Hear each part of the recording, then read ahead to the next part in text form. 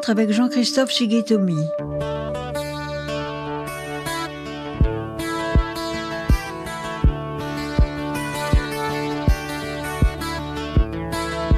Jean-Christophe Shigetomi, bonjour. Bonjour Michel. Vous venez de sortir votre 3e ouvrage consacré aux Tahitiens dans les guerres d'Indochine et de Corée, dernier de cette trilogie consacrée pour les 2 premiers à l'engagement des Tahitiens des Tamari volontaires lors des 2 dernières guerres, celle de 14-18 et celle plus récente de 39-45. Et ce faisant, vous avez découvert que pour certains de ces guerriers, le combat n'était pas fini. Ils n'avaient pas rendu leur uniforme. Ils avaient servi encore la France en Indochine et même en Corée. Et vous vous êtes rendu compte que ces soldats, la mémoire collective les avait quelque peu oubliés. Oui, tout à fait, Michel. C'est la raison pour laquelle donc je me suis investi dans ce nouveau chantier de mémoire, qui était de raconter l'épopée de ces hommes dont finalement elle reste à ce jour totalement méconnue, et ils ont été nombreux à être engagés donc en Indochine et en Corée. Rien que pour l'Indochine, il faut quand même savoir que sur le bataillon du Pacifique, 1/3 d'entre eux vont réengager pour l'Indochine. C'est incroyable. Soit directement à Paris, en France, soit après être revenus à Tahiti, parce que finalement, pour beaucoup d'entre eux, ils ne trouvent pas d'emploi. Et finalement, comme ils avaient épousé la carrière militaire pendant 5 années de guerre, eh bien, ils vont repartir pour l'Indochine. Mais il y a aussi une autre fraction de Tahitiens qui vont partir pour l'Indochine. C'est, je dirais, un petit peu ceux qui ont été frustrés, car concernant le bataillon du Pacifique, il faut savoir que plus de 1000 Tahitiens se sont engagés dans la France libre. Seulement, il n'y en a que 300 qui sont partis. Et les autres, ils sont restés à Tahiti. Et ils ont eu cette frustration de ne pas faire partie du 2e contingent à partir sur le front. Et ce sont ces hommes-là du 2e contingent qui n'étaient pas partis qui vont réengager et qui vont aller vers l'Indochine. En quête d'actes de courage, en quête de situations, de professions qu'ils ne trouvaient pas sur place, en quête d'aventure. Alors, je pense que la raison, elle est la même que pour leurs grands aînés qui étaient partis en 14 et donc en 40. Tout simplement, effectivement, un sentiment, je pense, patriotique, mais surtout le désir de pouvoir s'échapper et de vivre l'aventure. Et le seul moyen que l'on avait à l'époque de pouvoir partir de Tahiti pour aller vivre l'aventure, c'était bien de s'engager dans l'armée en signant pour un terme fixe de 4 ans, qui permettait donc de quitter, je dirais, Tahiti.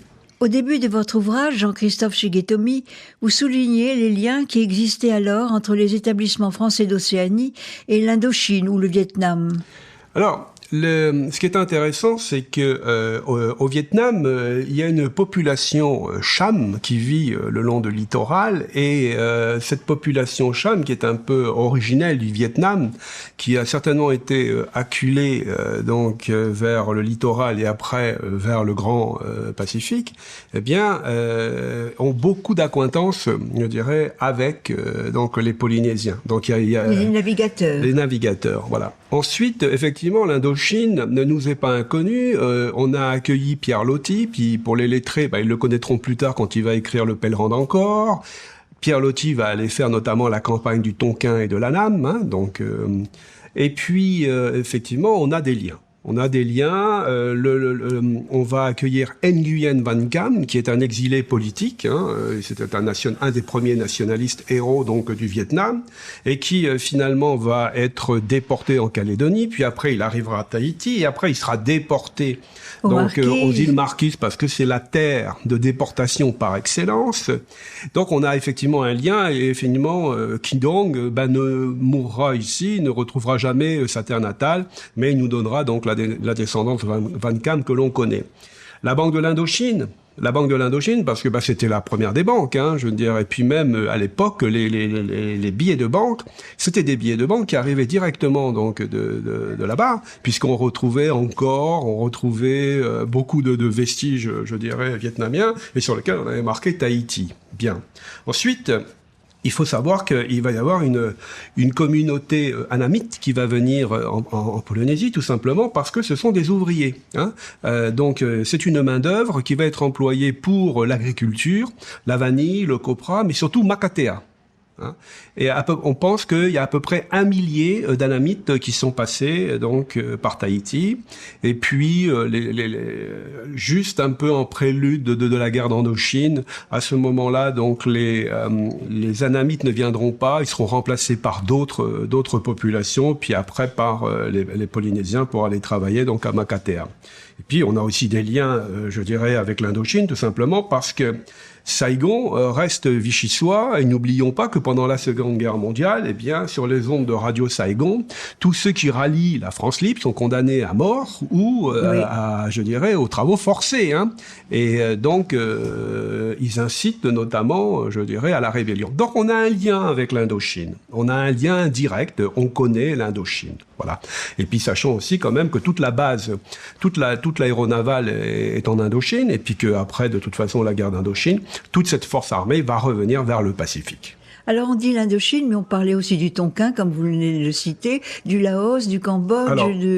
C'est assez complexe géographiquement parlant. L'Indochine, alors jusqu'en 1929, on écrit Indo trait d'union Chine. J'ai découvert ça en lisant votre livre. Voilà, parce qu'on y intègre à la fois outre donc les 3 grands États qui constituent l'Indochine, c'est bien sûr le Laos, le Cambodge et le Vietnam. Hein, donc, mais dans le Vietnam, il y a la partie nord qui est celle du Tonkin, et après il y a celle de l'Annam, d'accord. Mais à côté de ça, il était intégré aussi les comptoirs de Pondichéry et des Indes françaises. Hein. Donc en 29 jusqu'en 29, et on le voit sur les timbres. Sur certains timbres, on voit Indo-Chine. Hein, enfin, pour les collectionneurs de timbres, c'est la raison pour laquelle il y a ce trait d'union. Voilà. Et l'Indochine, à l'époque, se constitue de tout cet ensemble. Les Français ont donné pas mal de noms à des contrées, et puis après, quand elles sont devenues vietnamiennes, elles ont bien sûr changé de nom. Hein. Alors, Jean-Christophe, un petit rappel historique. Pourquoi fallait-il intervenir, nous, Français, en Indochine? Alors, ce qui se passe, c'est que lors de l'armistice, les Français sont obligés d'ouvrir leurs ports, leurs villes à des troupes d'occupation japonaises. Et c'est bien d'Indochine que les Japonais vont attaquer, qui vont aller couler le Répulse, et notamment des terrains d'aviation, hein, et qui vont prendre Singapour. Et ce qui se passe, c'est que il y a indirectement une entente cordiale entre les troupes d'occupation japonaises et donc françaises, hein, qui sont donc soumis à Vichy, jusqu'au 9 mars 1945, on s'approche, je dirais, de la fin de la guerre. Et là, quand même, il y a des éléments de résistance. La France libre a quand même des agents qui ont été parachutés là-bas. Et là, les Japonais vont reprendre la main d'un point de vue militaire et vont donc attaquer toutes les citadelles françaises. Hein. Donc, à ce moment-là, il va y avoir des combats, on sait des massacres, etc. Puis finalement, si vous voulez, le Japon capitule. Mais quand le Japon capitule, les Japonais sont toujours là-bas, en armes. Donc ils vont être désarmés à la fois par des troupes anglaises et par les troupes chinoises au nord. Et pourquoi il va y avoir cette guerre d'Indochine? Tout simplement parce que, si vous voulez, au départ, le général de Gaulle, il veut réinstaurer la souveraineté française sur cet empire. En face, les Américains sont pas tellement d'accord. Ils dénoncent un petit peu, je dirais, cette emprise sur l'empire, parce que c'est très important. Par exemple, la Grande Guerre, elle a pu être supportée d'un point de vue financier au niveau de l'État français grâce à l'empire, grâce à l'Indochine. Car d'un point de vue économique, n'oublions pas, il y a le caoutchouc, il y a tout là-bas. D'accord ? Donc, De Gaulle veut réinstaurer son autorité sur l'Indochine, mais ce qui s'est passé pendant la Seconde Guerre mondiale, c'est que déjà Ho Chi Minh a déjà créé des maquis. Hein, et ils ont été armés notamment par l'OSS américaine, hein, l'ancêtre de la CIA. Et lui, qu'est-ce qu'il fait, Ho Chi Minh, dans cet environnement, je dirais, de désordre, d'ébullition, il va donc proclamer la République indépendante du Vietnam. Voilà. Et à ce moment-là, l'État français est obligé de négocier avec lui. Et ils arrivent à des partitions qui vont les amener jusqu'à l'accord de Fontainebleau. Mais comme finalement la France reprend directement la main sur l'Indochine, soutenue et pour le bénéfice bien sûr des grandes plantations d'LVA, du caoutchouc, de tous les industriels qui sont là-bas, eh bien Ho Chi Minh va rentrer dans la clandestinité. Et dès lors qu'il rentre dans la clandestinité, eh bien à ce moment-là débute la guerre d'Indochine. Qu'on appelle une sale guerre. Alors, c'est une guerre, je dirais... Différente. C'est une guerre très dure. C'est une guerre cruelle. Ils ne se font pas de cadeaux des deux côtés. L'environnement géographique est souvent particulièrement hostile. C'est les rizières. Et le Viet Minh et ses combattants sont de redoutables combattants. Rusés, audacieux, fanatiques. Fanatiques, redoutables combattants. Et les Américains, ils vont le découvrir à leurs dépens. Hein. Malgré toute la logistique dont n'a pas bénéficié donc la France pour combattre face le Viet Minh, les Américains, quand ils vont être, eux, confrontés non plus au Viet Minh, mais au Viet Cong, ils vont découvrir ce que c'est que de se battre contre un peuple déterminé. On n'hésite pas dans le corps à corps, on n'hésite pas le coup de poing, on n'hésite pas les embuscades, oui, les non, mais ce qu'il faut ruses. savoir, c'est que par exemple, on oublie totalement que lorsque le Viet Minh se lance à l'assaut, je dirais, d'un fort, il envoie des hommes des bombes humaines, hein, qui se font sauter pour pouvoir ouvrir les barbelés. Hein. Et donc il y a effectivement un fanatisme criant. Et c'est la raison pour laquelle la fin justifie les moyens et que toute cruauté trouvera sa place. Et c'est pour ça que c'est une guerre cruelle. C'est une guerre très difficile, très dure, et qui va marquer énormément de générations de jeunes soldats. Hein. Tous ceux qui auront échappé à Dien Bien Phu, qui finiront notamment dans les camps de redressement et de rééducation au Viet Minh, sortiront particulièrement choqués de cette affaire. Traumatisés définitivement pour sûr. certains. Bien sûr, c'est une guerre très difficile, très cruelle.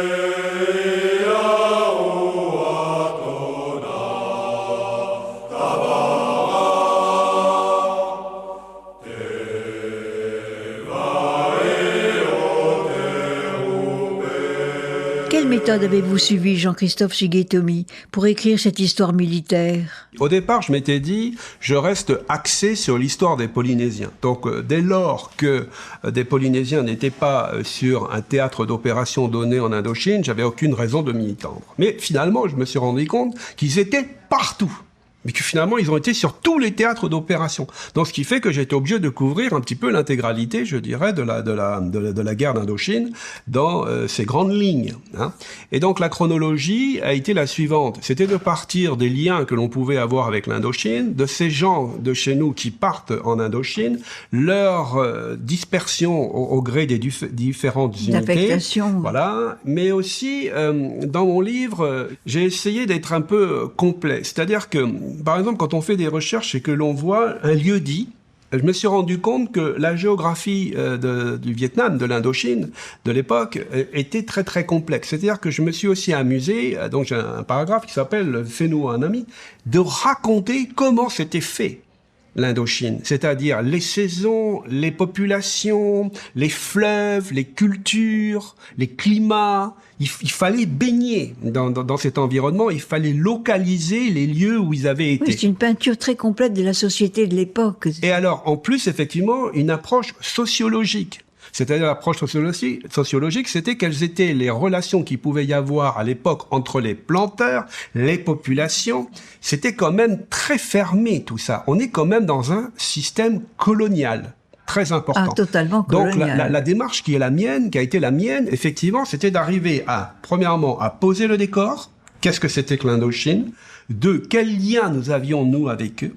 Et où ont été nos hommes? Et effectivement, là où ont été nos hommes, on va retrouver toute la chronologie des théâtres d'opération suivant toutes les unités. Et c'est la raison pour laquelle je vais terminer mon livre sur la guerre du Vietnam, puisque tout le monde connaît donc Bill Fry, qui a été engagé donc au Vietnam. Il était important de raconter son affaire, mais en même temps, puisqu'on était aussi un peu dans le sociologique, je me suis amusé à essayer de dresser un portrait, je dirais, de la femme vietnamienne. C'est parce que beaucoup de gens quand même beaucoup de nos militaires ont été quand même séduits par ce qu'on a la Congaille et puis qui va indirectement leur laisser des traces à travers ce qu'on appelle le mal jaune. Donc il fallait aussi raconter ce qu'était que la vietnamienne, entre guillemets, car une laotienne, une cambodgienne, une annamite, ce ne sont pas les mêmes personnes.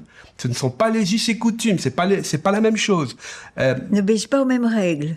Voilà, donc et tout ça a été très très très codifié. C'est pour ça que c'était très intéressant. Donc maintenant, effectivement, je reviens sur ce chapitre parce qu'il nous permettrait une illustration musicale intéressante. Tout à fait, ouais. Parce qu'il y a une chanson dont vous donnez la traduction et les paroles qui marquent bien cette époque, avec un double langage, parce que si je comprends bien, cette première chanson rendait compte des activités de la femme annamite et qui a été transformée un peu en une chanson d'amour. C'est dans notre fameuse chanson qui s'appelle Vaine Anami, O était Vaine Anami, No no ite pepromu.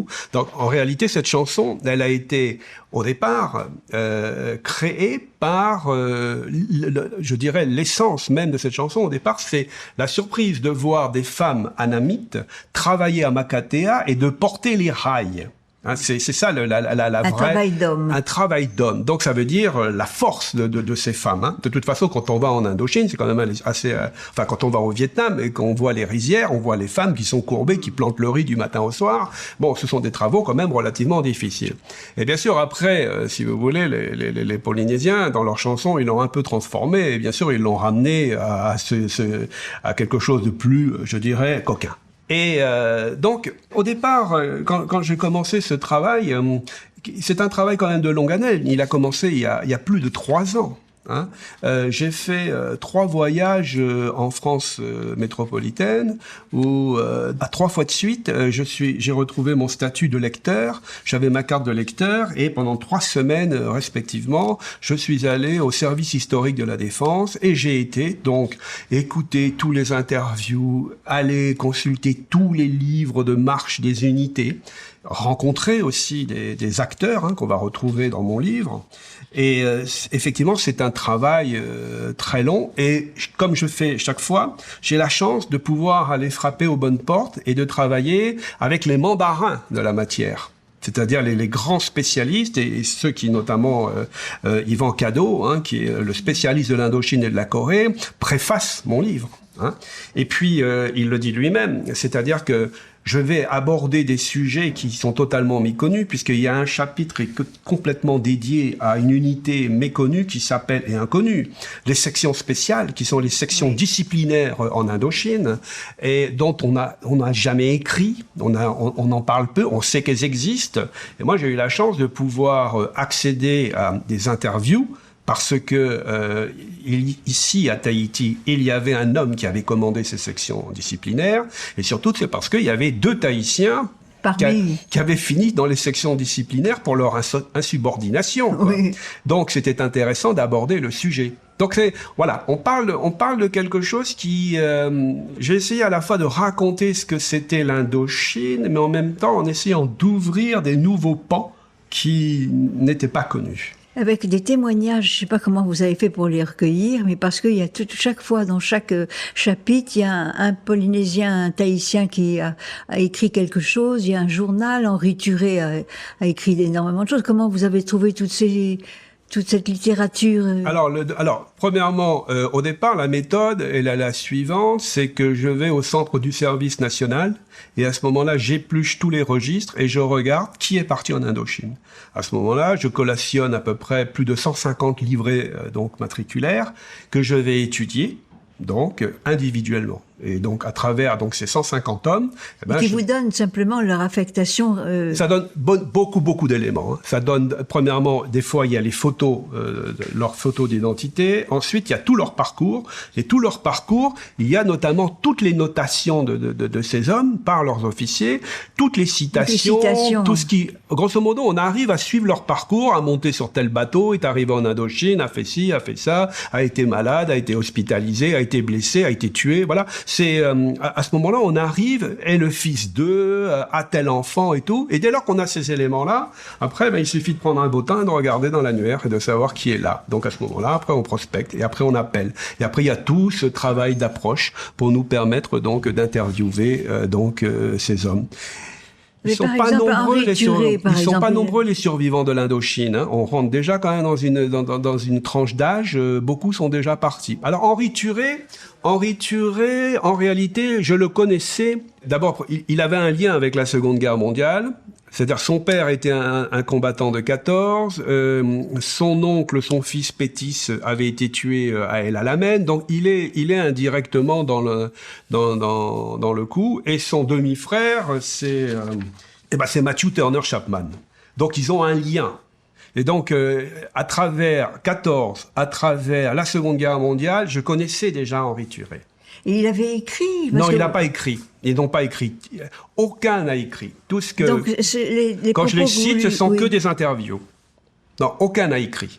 Personne n'a écrit. Et donc ces interviews étaient gardées, étaient conservées? Non, je les ai rencontrés individuellement. Henri Turé, il vit à Papara, j'ai été le voir plusieurs fois, il m'a reçu, et puis même, sans trahir le secret des dieux, je suis très proche de mon ami Jacques Navarro, qui a déjà engagé l'écriture et les premiers coups de manivelle d'un documentaire qui va s'appeler Tahiti Saigon Story.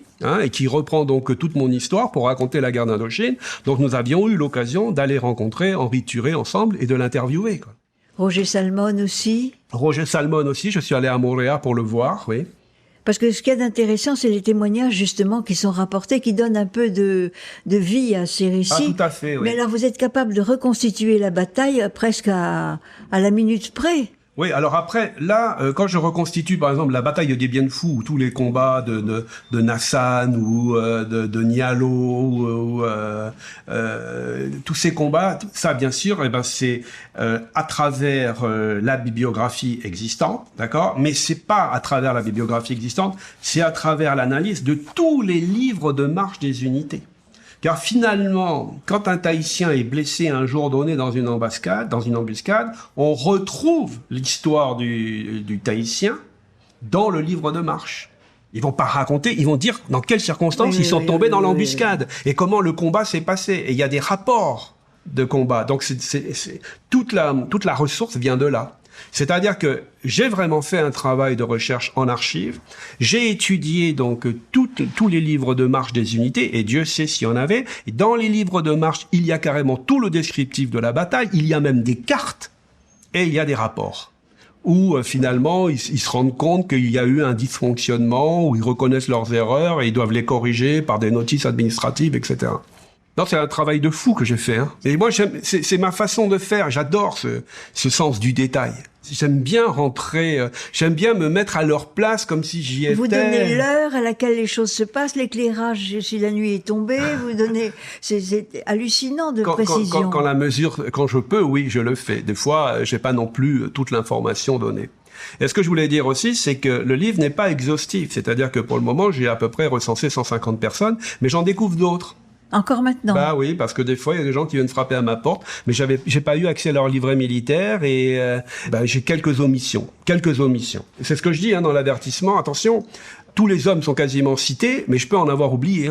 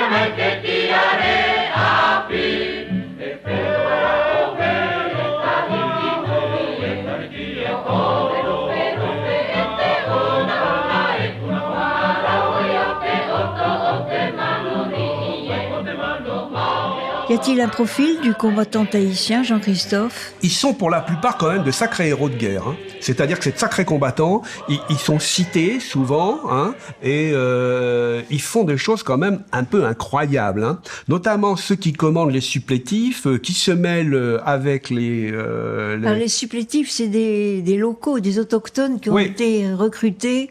Eh ben, c'est-à-dire que, si tu veux, après la Seconde Guerre mondiale, on va envoyer en Indochine que des militaires de carrière, désengagés, hein, d'accord. Il y aura quelques volontaires. Et on n'a pas assez d'hommes pour occuper le terrain. C'est la raison pour laquelle on va lever à peu près 350 000 Vietnamiens.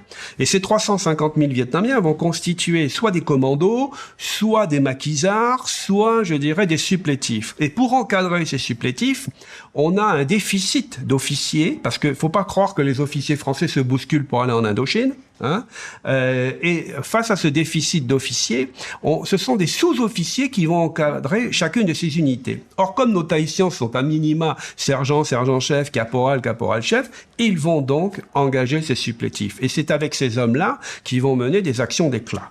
Vous avez un témoin qui parle, que vous faites parler par les supplétifs? Il y en a énormément de gens qui ont fait. La famille Néna, elle est très connue ici. Frédéric Néna, donc, il commande des supplétifs, donc laotiens. Après, donc Sam Neua, son chef de corps est tué. C'est lui qui prend, je dirais, la direction des choses et tout. Et il est blessé 2 fois et il est brancardé pendant 5 jours dans la jungle. C'est miraculé. C'est du Schoenhofer, quoi. C'est voilà. Et ça, c'est Frédéric Néna qui le fait. Vous prenez Étienne Toumahaï, il arrive, il commande des supplétifs, ils sont trahis. Et alors qu'il vient d'arriver, et il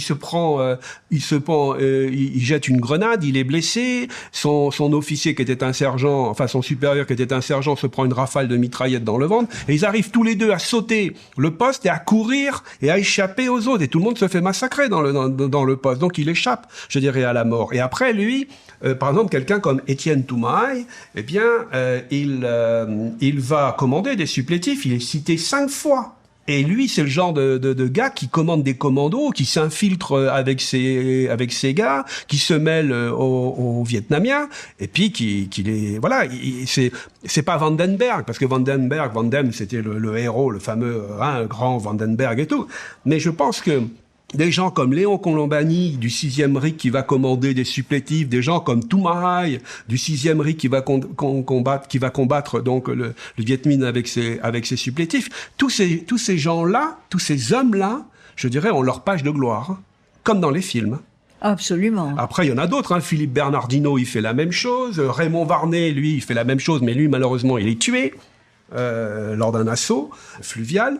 Voilà. Donc, ce que j'ai essayé de raconter, c'est l'histoire de tous ces hommes. J'ai pas tout en tête. Et là, on est bien avec les supplétifs, les maquisards. Mais on a accueilli des gens très, très connus ici. On a Marcel Georges. Marcel Georges, lui, il a fait partie de ce qu'on appelait les groupes mixtes aéroportés. Voilà. Et, bon, on connaît toute son histoire. Il a été grièvement blessé. On n'a pas eu vraiment besoin on n'a pas besoin d'aller très très loin. Par exemple, Areatea vit le dernier évacué sanitaire de Dien Bien Phu. Il appartenait donc au 8e BCP, bataillon de chasseurs parachutistes. Il a été grièvement blessé. C'est le dernier qui est évacué en hélicoptère de Dien Bien Phu. Et celui qui l'a soigné, c'est un médecin très célèbre qui a fait notamment une photo magnifique de Schoenhofer qui s'appelle De Carfor. Et De Carfor, il va venir ici à Tahiti après. Oui, il est venu. Ben voilà, tu l'as connu, il était du côté du Yoranavilla, il a été aux Marquises et tout. Tous ces gens d'Indochine il est habitué du Yoranavilla avec Marc Bastard. Tout à fait. Donc voilà, tous ces gens-là vont venir à nous. Samba, qui est l'infirmier qui accompagnait notre ami Paul Vasselet de Reatea qui est évacué, il vient à Tahiti aussi après. Alors comment expliquer cette indifférence à leur égard? Parce qu'enfin, ce sont des héros, des guerriers quand même extraordinaires pour la plupart. Les guerriers américains, quand ils sont revenus du Vietnam, ils sont revenus profil bas. En France, on avait le Parti communiste du matin au soir qui a empêché les trains de partir, qui sabotait, etc. et tout. C'est une guerre coloniale. Hein. C'est pour ça qu'ils ont été tombés dans l'oubli, ils sont tombés dans l'oubli. À mon avis, on n'en parle pas beaucoup. Hein. Et puis Dien Bien Phu, franchement, a un peu traumatisé l'opinion publique française. Hein. Donc, ça a été dramatique pour l'opinion publique. Ça a été dramatique que la chute de Dien Bien Phu. Mais pourquoi on n'en parle pas? Ça, je n'en sais rien. Parce que c'est une défaite, parce que c'est quand même pas la gloire de... Ouais. Non, mais c'est une défaite, d'accord, mais c'est surtout aussi, ça marque une période, ça marque une doctrine, voilà. On est en pleine guerre froide quand même, hein. On mène une guerre coloniale, les Américains nous aident, mais vraiment en traînant la patte. En face, on a la Chine, on a l'URSS, tous ces hommes qui vont combattre en Indochine, finalement, ils font une guerre coloniale et quand ils reviennent, c'est pas à leur honneur. Enfin, c'est l'impression que j'ai, moi. Oui. Dans mon livre, je le raconte bien, là. Tous les blessés qui revenaient d'Indochine, c'est tout juste, on leur crachait pas à la face, dès sur les quais de Marseille. On était obligés d'organiser des accueils vraiment en toute discrétion. T'avais le Parti communiste qui était là, il y avait toute une opinion publique française qui était contre la guerre d'Indochine, qui faisait des trucs hallucinants, quoi. Puvana était contre la guerre d'Indochine, j'ai découvert ça. Alors, oui, tout à fait. J'ai travaillé avec Jean-Marc Regnault, hein, donc que je salue là, parce qu'il m'a aidé. Hein, c'est-à-dire que Jean-Marc Regnault a relu en sa qualité, je dirais, d'universitaire, mon livre. Hein, c'était, donc, c'est une caution. Voilà, c'est une caution parce qu'on l'a un peu même remis. C'est quasiment écrit maintenant un petit peu comme un mémoire d'université. Il a été très très dirigiste. Il fallait que j'écrive la bibliographie comme ça, les pages, les auteurs, les machins, les trucs. Il a tout relu et tout, et on a eu l'occasion de beaucoup discuter ensemble. Et donc il m'a apporté ce positionnement concernant Puvana, qu'on le surnommait Puvanam, ou le Viet, parce qu'il s'élève contre la guerre d'Indochine, hein, et ses détracteurs vont chercher des tas de trucs. Et je vais ouvrir une petite parenthèse, c'est que moi, l'affaire de Puvana, je l'ai étudiée d'une autre façon.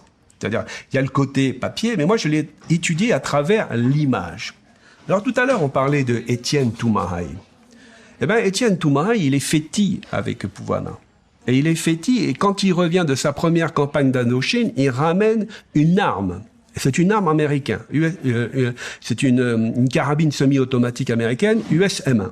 Elle n'est pas à crosse pliante, elle est en crosse de bois. Et là, c'est une des armes que l'on va retrouver, donc chez Puvana. Okay, et c'est intéressant parce que il avait lui-même donc gratté sa culasse et il avait mis ses initiales dessus, E.T., Étienne Toumahaï. Ses initiales. Et moi, je dis la chose suivante. Je dis que il y a un peu des zones d'ombre dans cette histoire du procès de Puvana. Parce que quand on lit alors je me trompe peut-être, mais les documents que j'ai eus, je dirais en main, c'est que quand on lit le rapport où ils disent qu'il y a 4 armes, sur la photo, on en voit 5. Et notamment, on voit le USM1. Et donc, je me dis, pourquoi dans un rapport, on parle que de Winchester et ce genre de choses, et pourquoi il n'y a pas cette arme? Et pourquoi il y a une 5e arme? Moi, j'en ai discuté un petit peu avec la famille et tout. À mon avis, il y a dû y avoir plusieurs perquisitions, pas que chez Puvana. Et Étienne avait laissé son fusil chez son frère Henri, qui a été aussi perquisitionné. Je crois qu'après, ils ont fait un amalgame. Hein. Tout ce qu'ils ont ramassé partout, ils l'ont mis chez Puvana. Hein. Enfin, ils l'ont mis au compte de Puvana. Voilà.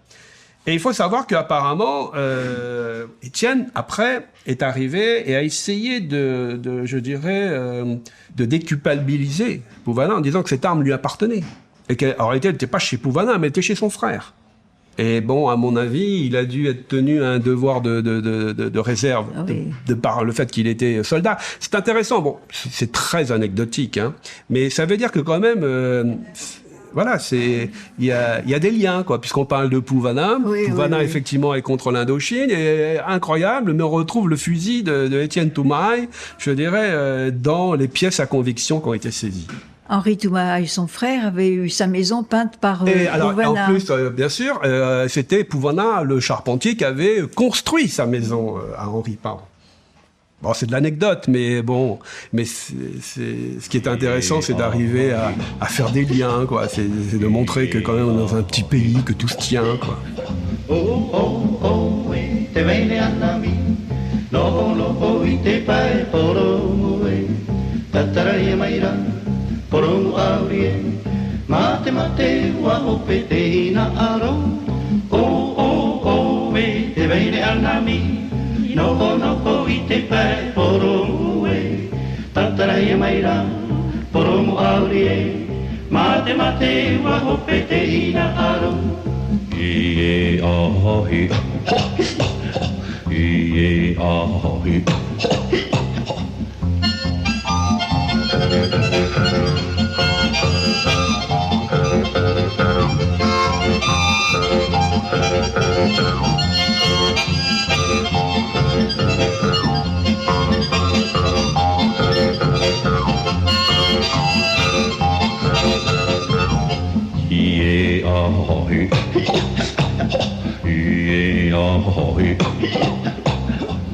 Tamure, tamure, tanana, poi tierere, tamai tupe, tupere, tayo tamure, tupere, tayo tamure, tamure, tanana, poi tierere, tamai tupe, tupere, tayo tamure, tupere, tayo tamure, iye ahi.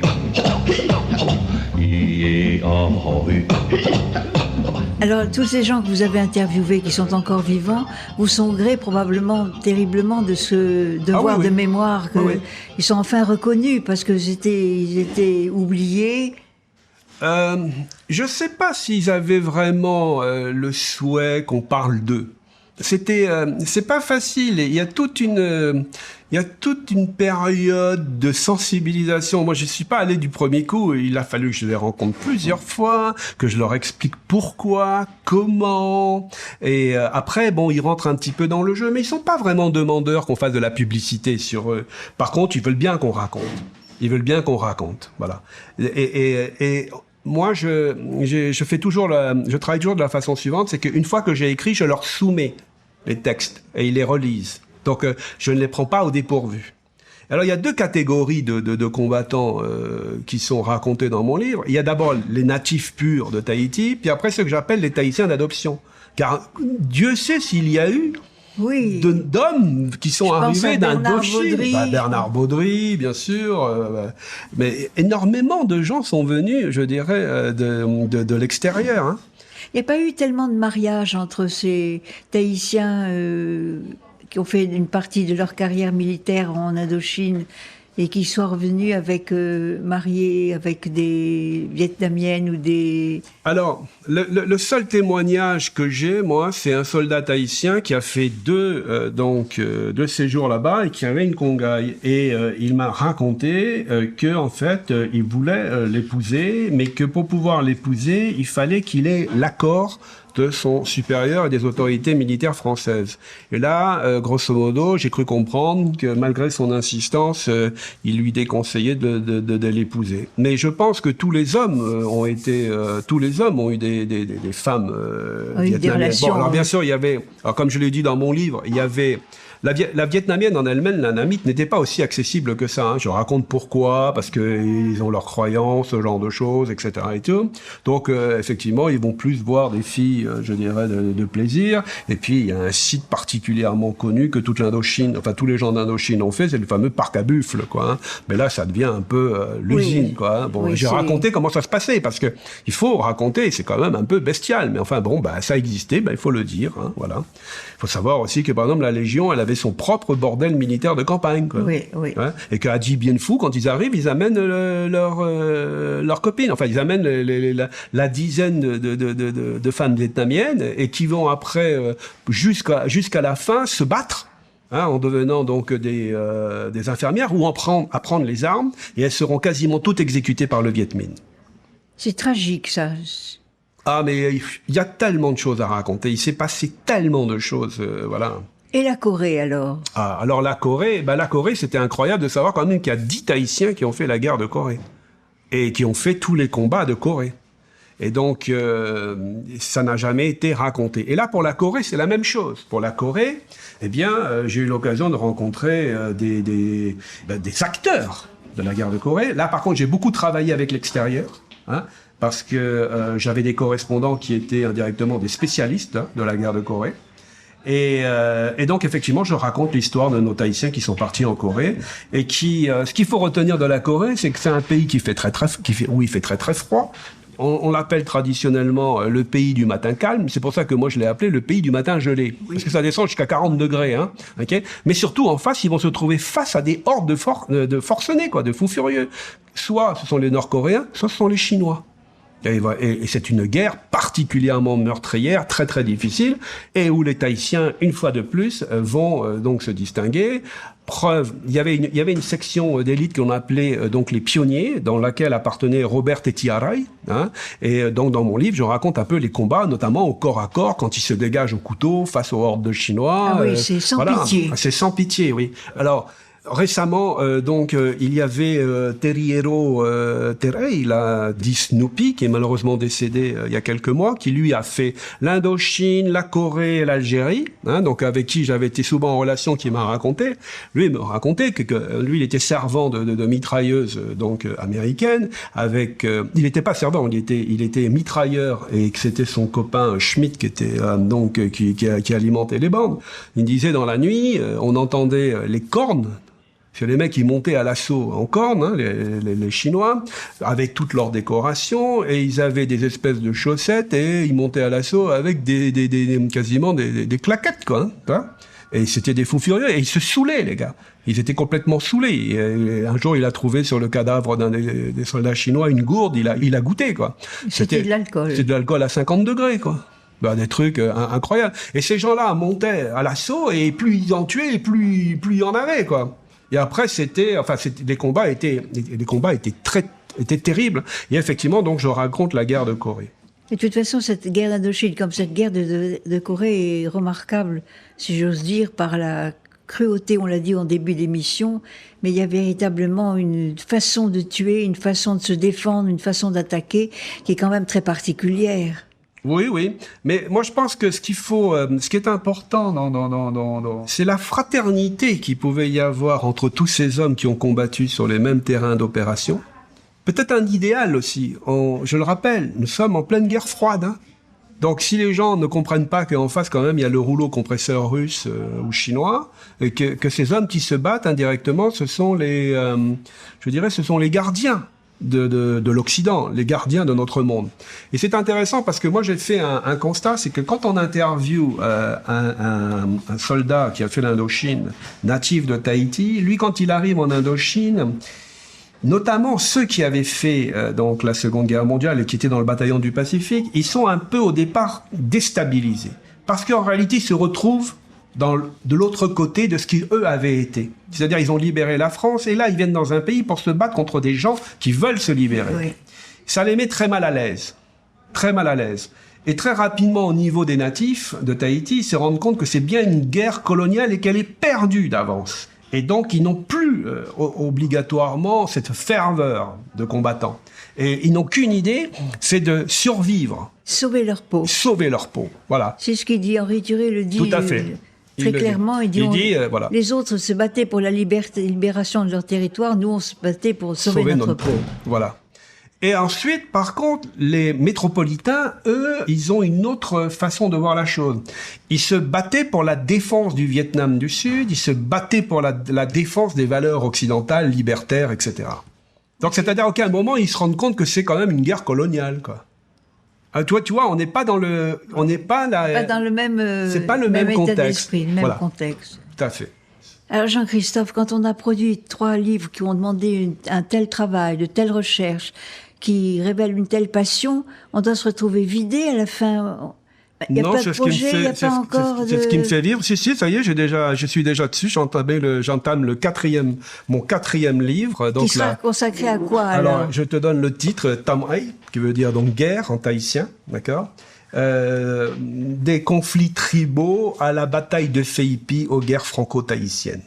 C'est audacieux de se lancer dans Eh ben, un parcours il faut aussi maintenant, lointain. Eh ben, maintenant, il faut raconter aussi qu'il que... y a eu des guerres ici. On n'a pas besoin d'aller très très loin et qu'on n'a jamais raconté comment les choses s'étaient passées et comment ça se passe. Mais quelle documentation? Alors, les documentations, la méthode de travail que j'essaye de mettre en place, premièrement, j'essaye de faire un inventaire de tout ce qui, au niveau livre, a été écrit. Oui. Bon, ça... Après, la ressource, on l'a. Ensuite, comment je vais procéder? Je pense que je vais aller consulter tous les livres de bord des bâtiments de cette époque qui traînaient du côté de Tahiti. Hein. Il y a beaucoup de bateaux qu'on donnait même des fois leur nom. Phaéton, l'Embuscade, la Reine Blanche. Voilà.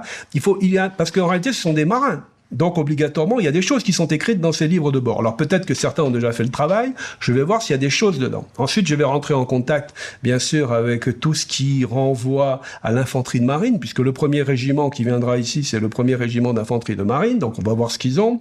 L'idée, c'est de m'atteler, comme je le fais aussi, c'est à savoir quels uniformes ils portaient, comment ils étaient habillés, quelles armes, etc. et tout. Et puis surtout aussi, je pense qu'il faut aller voir ce qu'ont fait nos amis. Je pense qu'il doit y avoir des choses du côté de Hawaï, il doit y avoir des choses du côté de la Nouvelle-Zélande, il doit bien y avoir des écrits quelque part et tout. Donc pour le moment, je suis en phase, je dirais, de recherche, en montée. Hein, mais voilà, grosso modo, comment je vais procéder. Et le plan est déjà fait, quasiment. Hein, donc. Ben merci Jean-Christophe Giguet-Tommy, merci de m'avoir accordé cet entretien. C'est moi. Qui donne envie de lire. Comme je le dis, on le lit pas facilement parce que on est pris par un chapitre, puis on va à un autre, et puis tout d'un coup on reconnaît un personnage tahitien, on est ému.